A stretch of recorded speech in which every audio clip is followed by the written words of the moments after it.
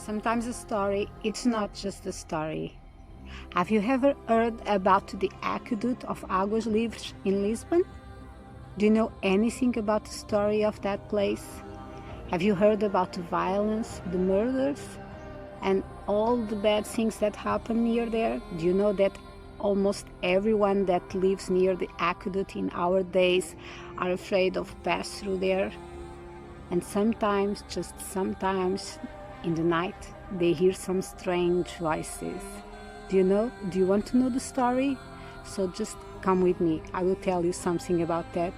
This is the first part of the Angels and Demons of Lisbon. Welcome.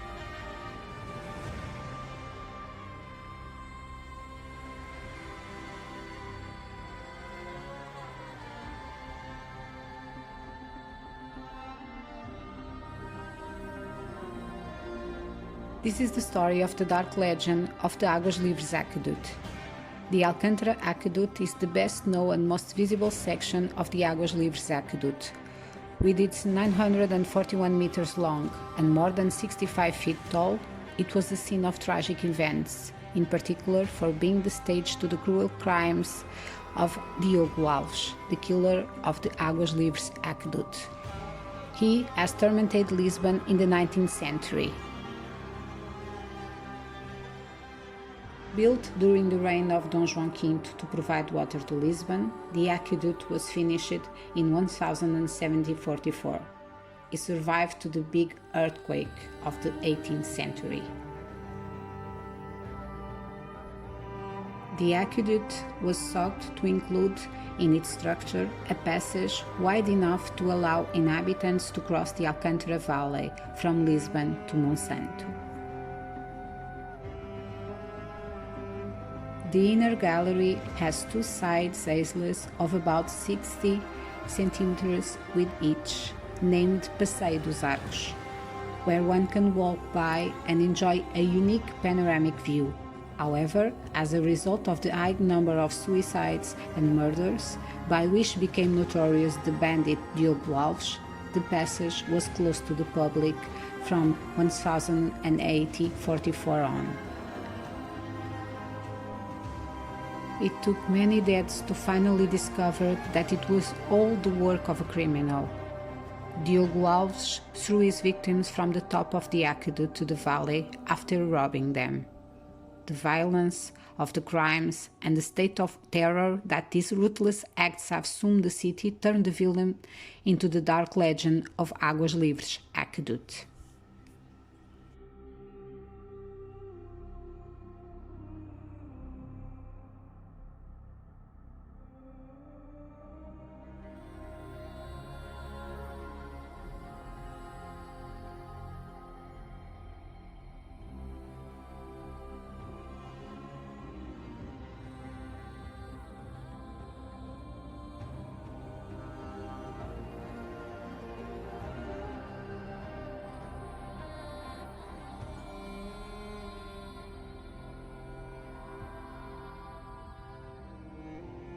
The criminal was finally caught by the authorities and sentenced to death. Diogo was one of the last men in Portugal to whom the death penalty.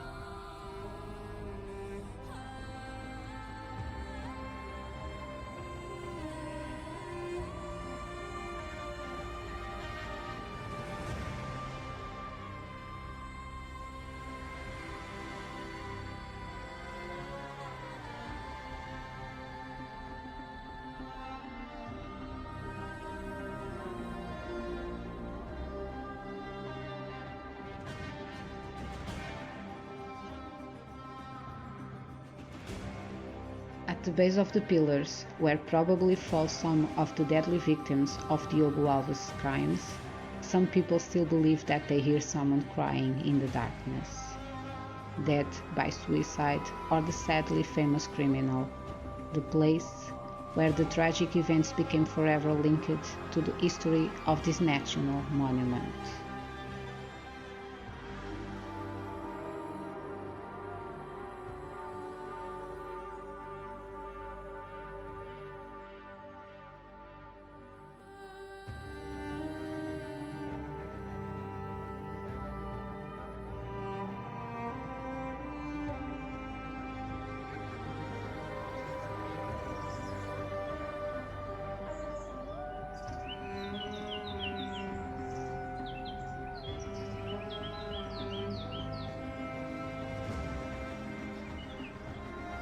Near the Aqueduct, we don't speak only about demons and angels.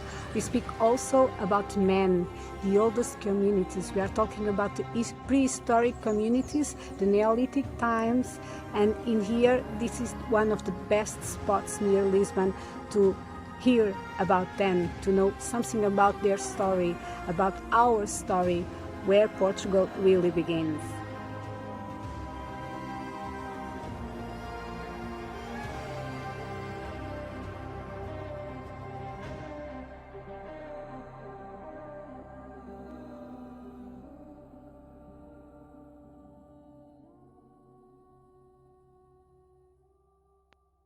Very close to the aqueduct, elsewhere on the hill of Monsanto, the green lung of the city of Lisbon, there are traces of the first prehistorical communities in the region.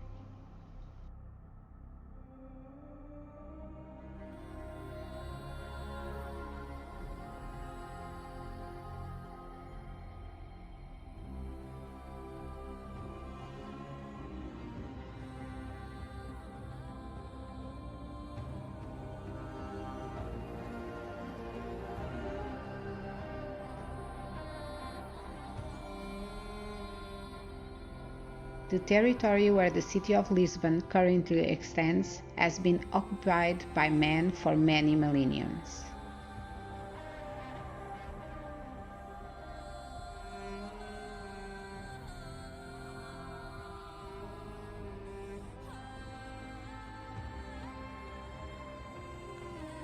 The Monsanto Hill has not escaped untouched by these changes, being still a place of study today.